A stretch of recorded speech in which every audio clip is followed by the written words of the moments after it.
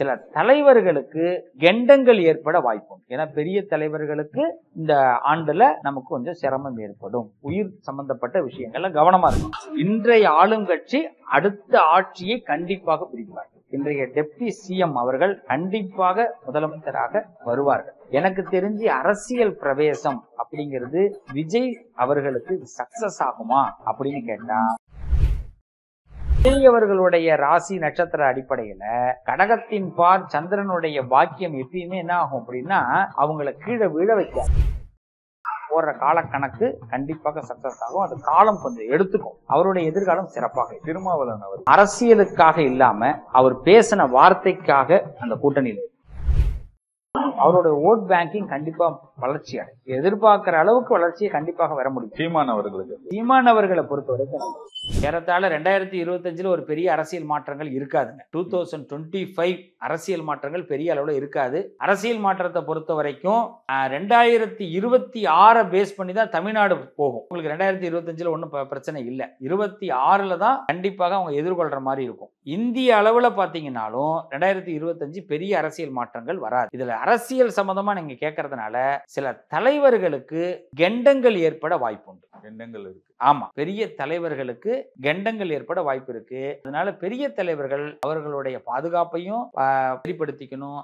அவங்களுடைய உடல் நலங்களையும் பார்த்துக்கணும். யாராவது உழைக்கக்கூடிய தலைவர்கள்லாம் கொஞ்சம் கவனமா தான் இருக்கணும். ஏன்னா பெரிய தலைவர்களுக்கு இந்த ஆண்டுல நமக்கு கொஞ்சம் சிரமம் ஏற்படும். உயிர் சம்பந்தப்பட்ட விஷயங்கள்ல கவனமா இருக்கணும். இது ஒண்ணு. அரசியல் சார்ந்த வியூகங்கள் எப்படி வேணாலும் நீங்க வியூகம் போகலாம். ஆனா 2025ல எந்த வியூகமும் செல்லுபடியாகாது. நீங்க 2026 பாருங்க, ஓப்பனிங்ல நாங்க இதை நினைக்கவே இல்லையே இப்படி நடந்து. அதுதான் நீங்க நினைக்காத ஒன்றை கொடுக்கக்கூடியது 2026. ஆனா அப்ப விசுவாவசு வருஷம் இருக்கும். இந்த தமிழ் வருஷத்துல நீங்க 2026 ஏப்ரல் வரைக்கும் இந்த வருஷம் இருக்கிறதுனால இந்த தமிழ் வருஷ கணக்குப்படி நாங்க சொல்றோம், இந்த கார்த்திகை மாசத்துக்கு பிறகுதான் வியூகம் ஆரம்பிக்கும். அதாவது டிசம்பர் லாஸ்ட் 2025 டிசம்பர் லாஸ்ட்ல தான் புது கணக்கு போடுவாங்க. அதுக்கு முன்னாடி இப்ப நீங்களும் கூட்டணி வச்சுக்கலாம், நீங்களும் நானும் கூட்டணி வச்சுக்கலாம் முடிவு பண்ணி வச்சிருப்போம். டிசம்பருக்கு பிறகு நீ செட்டே வர மாட்டே போ அப்படின்னுடுவாங்க.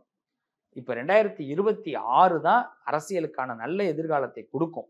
கண்டிப்பா இந்திய அளவுலையும் தமிழக அளவுலையும் நாம எதிர்பார்க்கிற அளவுக்கு ஒரு டிஃபரெண்ட்டை நிச்சயமாக அரசியல்ல ஏற்படுத்த முடியுங்க. நடக்கும். நீங்க ஜோதிட ரீதியா இருக்கிற என்ன நீங்க மாட்டி விடுறீங்க.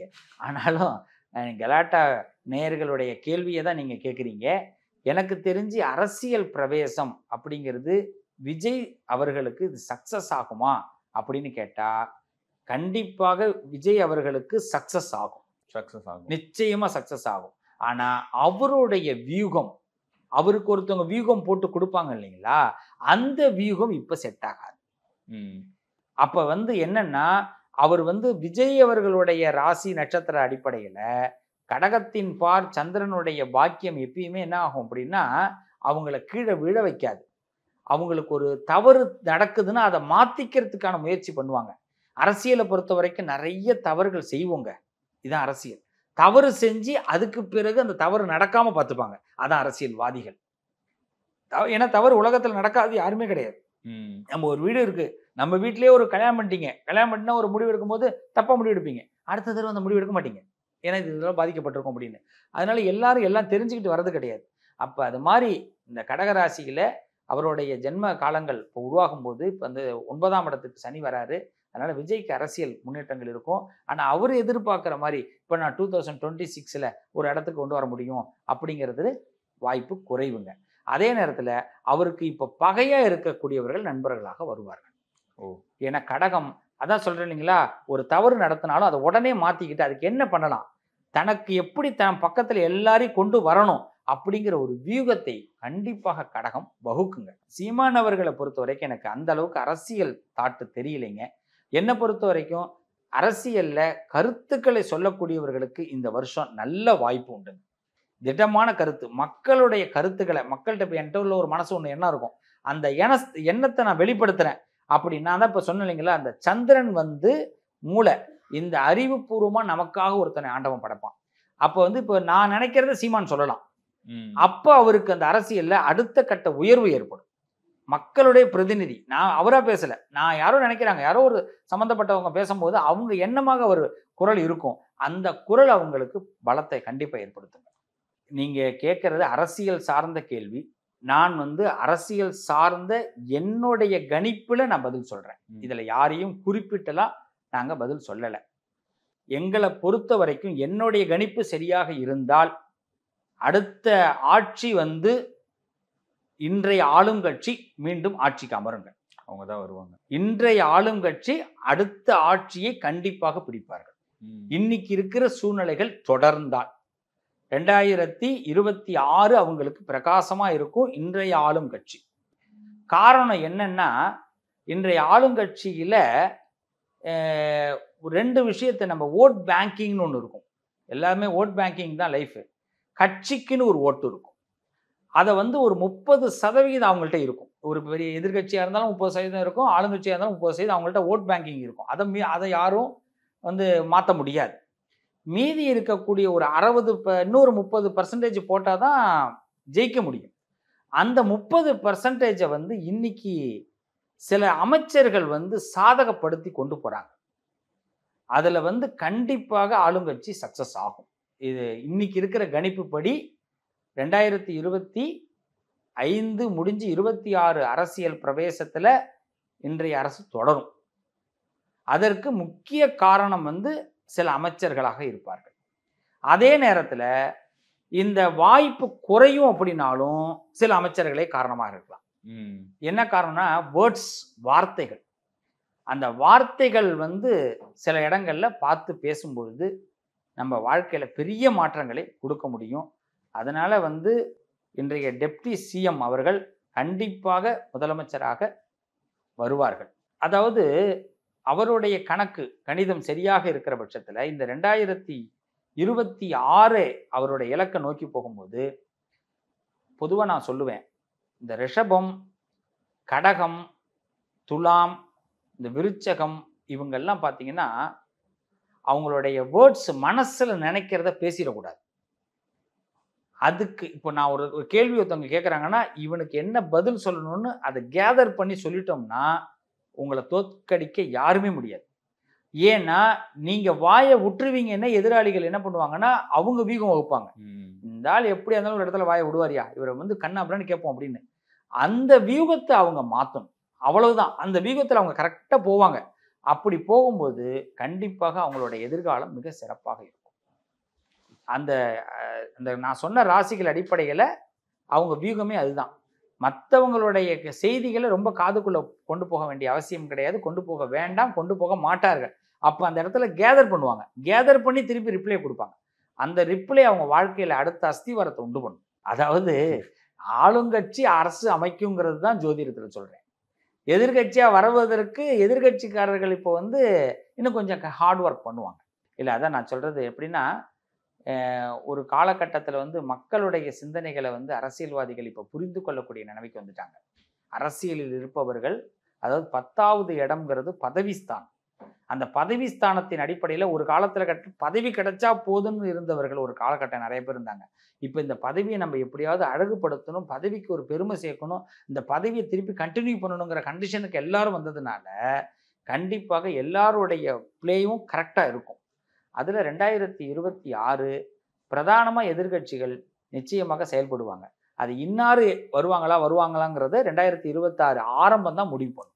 அரசியல் சார்ந்த விஷயங்களில் அவங்களுடைய செயல்பாடுகள், அது மத்திய மாநில உறவுகள், அவங்களுடைய நோக்கங்கள் சரியாக தான் போகும்.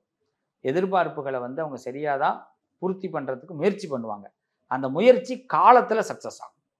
அவங்க போடுற காலக்கணக்கு கண்டிப்பாக சக்ஸஸ் ஆகும். அது காலம் கொஞ்சம் எடுத்துக்கும், டைம் கொஞ்சம் எடுத்துக்கும். என்ன காரணம் அப்படின்னா, பொதுவாகவே 2 விஷயம்.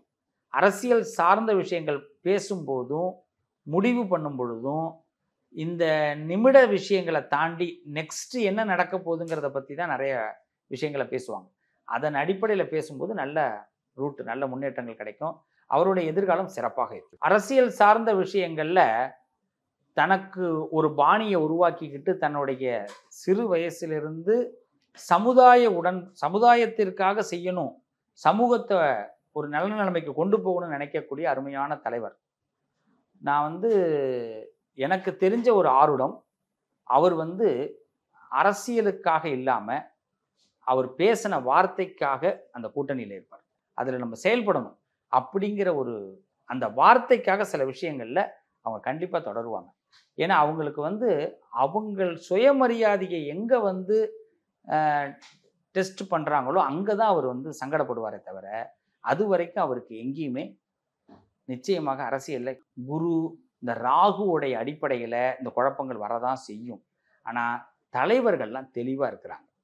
இது மீடியா நம்ம எல்லாம் ரொம்ப பெருசுப்படுத்துறோம். தலைவர்கள் அவங்கவுங்க கோட்பாடுகள்ல ரொம்ப தெளிவா இருக்காங்க. ஸ்கெட்ச் போடுறாங்க, கரெக்டா காய்களை நகர்த்துறாங்க.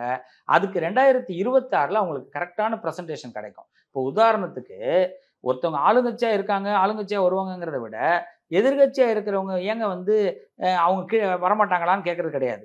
இன்னைக்கு 10 ஓட்டு நான் வாங்கியிருக்கேன்னா 15 ஓட்டு வாங்குவோம். அப்போ 2026 நம்ம டஃப்பா இருக்கும். எல்லாருமே முன்னுக்கு வர போறாங்க. 2 சீட்டு வாங்கினவங்க 6 சீட்டு வாங்க போறாங்க. அவங்கவுங்க கட்சிக்கும் அவங்கவுங்க இந்த வருஷத்தை பொறுத்த வரைக்கும் நீங்க பாருங்க, அதிகபட்சம் கூட்டணி ஆட்சி அமையறதுக்கே நிறைய வாய்ப்பு உண்டு 2026. கூட்டணி ஆட்சி அமையும். அது இப்பயும் கூட்டணி ஆட்சி தான். என்னைக்குமே கூட்டணியில பங்கு இருக்காது. ஆனா இப்ப என்னன்னா கூட்டணியில சில உள் சம்பந்தமான விஷயங்கள் நீங்க இப்படி பேசிக்கலாம், இப்படி இருந்துக்கலாம்னு கூட வரலாம். அந்த அளவுக்கு வளர்ச்சி இருக்கும். அந்த வளர்ச்சியை நோக்கி தான் இந்த நேரம் போகுது. இது வளர்ச்சிங்கிறது அரசியல்வாதிகளுக்கு மட்டுமல்ல, அரசியல்வாதிகளால் மக்களுக்கு வளர்ச்சி. இந்த உலகம் ஒரு அன்பு நிலையை நோக்கி போகுதுங்க, ஒரு சந்தோஷ நிலைகளை நோக்கி போகுது. ஆனா போகும்போது கரடு முரடா இருக்கும். அந்த வதந்திகளை நம்ப வேண்டாம். அரசியல் சார்ந்த வதந்திகளை யாராவது ரொம்ப பேசுறாங்கன்னா அதெல்லாம் நம்ப வேண்டாம். என்னை பொறுத்த வரைக்கும் அரசியல் இப்போதைக்கு காலகட்டத்தில் பார்க்கும்போது சரியா தான் போயிட்டு இருக்கு. 2026ல நல்ல பிரகாசத்தை அரசியல் மூலமாக மக்களுக்கு ஆதாயம் கிடைக்கும். எங்களுடைய கணிப்பு சரியாக இருக்கும் பொழுது அவருடைய ஓட் பேங்கிங் கண்டிப்பா வளர்ச்சி அடையும். கண்டிப்பா வளர்ச்சி அடையும். எதிர்பார்க்கிற அளவுக்கு வளர்ச்சியை கண்டிப்பாக வர முடியும். சில வியூகம் தாங்க. அரசியல் சார்ந்த விஷயத்துக்கு சூரியன் சாதகமா இருக்கணும், சந்திரன் சாதகமா இருக்கணும், ராகு சாதகமா இருக்கணும்.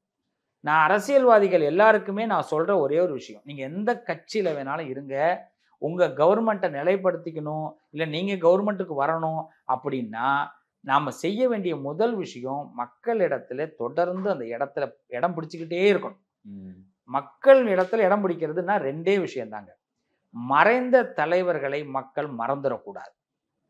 ஞாபகம் வச்சுங்க. இன்னைக்கு இருக்கிற தலைவர்கள் நமக்கு கொடுக்க போறாங்க. ஆனா மறைந்த தலைவர்களுக்காகவே ஒரு 40% ஓட்டு விடும். அது எந்த கட்சியா இருந்தாலும் சரி. அவங்க ஒரு கட்சியை வளர்த்துருப்பாங்க இல்லைங்களா, அவங்க வளர்த்தவங்களுக்கே 40% ஓட்டு விழுந்துடும். அப்ப மறைந்த தலைவர்களை நம்ம வெளியில கொண்டு வந்துகிட்டே இருக்கணும். அவங்க இன்னைக்கும் இங்க இருக்கிறாங்க, நிழல்ல இருக்கிறாங்கன்றத நம்ம காட்டணும். இதுதான் பெரிய 2 கட்சிக்குமே ஒரு பெரிய விஷயமே அதுதான். அது மத்திய கட்சியா இருந்தாலும் சரி, அதுல வளர்ந்த தலைவர்கள் இருப்பாங்க, இது இல்லாம இருந்திருப்பாங்க. இப்போ அவங்கள இப்ப கொண்டு வந்து காட்டணும். இதெல்லாம் என்னன்னா, நம்ம இன்னைக்கு என்ன பண்றோம், நம்மளுடைய அரசியல் சூழ்நிலைகள் என்ன ஆயிடுச்சுன்னா, என்னைய ஃபோக்கஸ் பண்ணணும்னு நினைக்கிறோம். அந்த இடம் கொஞ்சம் டவுனு தாங்க. அப்ப இதை ஃபர்ஸ்ட் 40%. அதுக்கு பிறகு என்னன்னா, நிச்சயமாக நடக்கக்கூடிய செய்தி, நடந்த செய்திகளை பேச வேண்டாம். நடக்கக்கூடிய செய்தி நானே இப்படி மாற்ற போறேன் அப்படின்னு ஒரு வியூகம் வகுத்தாங்கன்னா கண்டிப்பா அரசியல்வாதிகளுக்கு இந்த வருஷம் நல்லா இருக்கும். நிறைய எதை சொல்லுவாங்கல்ல, நீட் எக்ஸாம் எழுதுற மாதிரி எப்படி கண்டிப்பா பாஸ் பண்ணுவாங்க. டெஃபினெட்லி அது அரசியல் சார்ந்த விஷயங்கள். அது நீங்க அரசியல் வல்லுநர்கள்ட்ட கேளுங்க, ஜோதிட வல்லுநர்கள்ட்ட இந்த கேள்விகளை கேட்காதீங்க. ஆமா, ஏன்னா அரசியல் சார்ந்த வல்லுநர்கள் எல்லாருமே ஆட்சியை பிடிக்கணுங்கிறத விட மக்களுக்கு செய்யணும்னு ஆசைப்படுறாங்க. அது எந்த கூட்டணியில் எப்படி போனா அவங்களுடைய கருத்துக்கள் போகுங்கிறது இருக்கும். ஏன் அப்படின்னா, நான் இப்பதான் சொன்னேனே, ஒரு காலகட்டத்தில் இன்னைக்கு தனி கொடுத்தணுங்கிறது ரொம்ப அதிகமா போயிட்டு, ஃபேமிலியில தனி கொடுத்தணுங்கிறது அதிகமா போயிட்டு. ஆனா இன்னைக்கு தனி கொடுத்தனம் போனவன் எல்லாம் ஃபீல் பண்றான், நான் கூட்டு கொடுத்தனம் இருந்திருக்கலாமே, நம்ம வீட்டுல ஒரு அம்மா இருந்திருக்கலாமே, எங்க ஆத்தா இருந்திருக்கலாமே, பாட்டி இருந்திருக்கலாமேன்னு. இப்ப அது மாதிரி மனிதனுடைய மனம் நாடுது. ஏன்னா இன்னொருத்தவங்களோட உதவியோடு நம்ம செய்ய வேண்டியதா இருக்கு. தனித்து இருந்து செயல்படும் போது என்ன ஆகுதுன்னா, நமக்கு நிறைய எதிர்ப்புகள் வருது. நம்ம ஒரு நல்லது செய்யும்போது கூட எதிர்க்கிறாங்க. அதே இப்போ கூட்டணியில இருந்தோம்னா நல்லதை தைரியமா செய்யலாம். எல்லாருக்குமே என்ன ஒரு பயம் அப்படின்னா, இவங்க நல்லது செஞ்சு அந்த பேரை வாங்கிடுவாங்களோ. அதாவது பட்டிமன்றத்தெல்லாம் பேசுறீங்களே, பட்டிமன்றம்லாம் நடக்கும்போது பார்த்தீங்கன்னா, முதல் 2 வார்த்தைகள் 2 பேச்சாளர்கள் பேசிட்டாங்கன்னா 3வது பேச்சாளர் பயந்துட்டு உட்காந்து, ஐயோ நான் பேச வேண்டிய தலைப்பெல்லாம் அவர் பேசிட்டாரு, இப்போ என்கிட்ட ஒண்ணுமே இல்லையா அப்படின்னு அவர் என்ன பண்ணுவாரு, பேசின இடத்துல இருந்து இவர் பாயிண்ட் எடுத்து பேசுவார். அது மாதிரி கொண்டு போவாங்க. ஆனா இவரோட கருத்து அது. இவரே இந்த கருத்தை தான் பேசுறதுக்கு உட்காந்துருப்பாரு. இவங்க பேசுனதுனால இந்த பட்டிமன்றத்தில் பேசுறவங்க என்ன பண்ணுவாங்க, அவங்க பேசுனதை எடுத்துக்கிட்டு இவங்க ஏன் இப்படி பேசினார்கள் அப்படி கொண்டு போயிடுவாங்க. இதுதான் அரசியல்லையும் இருக்கும், இதுதான் கலை உலகத்திலையும் இருக்கும். போட்டி இருக்கிற இடத்துல இது இருக்கதாங்க செய்யும். இதுதான் வளர்ச்சியா இருக்கும். இது ஆனா இதெல்லாம் கண்டிப்பா 2026 to 31க்குள்ள அரசியல் சார்ந்த உயர்வுகள், அரசியல் சார்ந்த விஷயங்கள்ல நல்ல முன்னேற்றங்கள், மக்களுக்கு நிறைய அவேர்னஸ் இதெல்லாம் வந்துருங்க.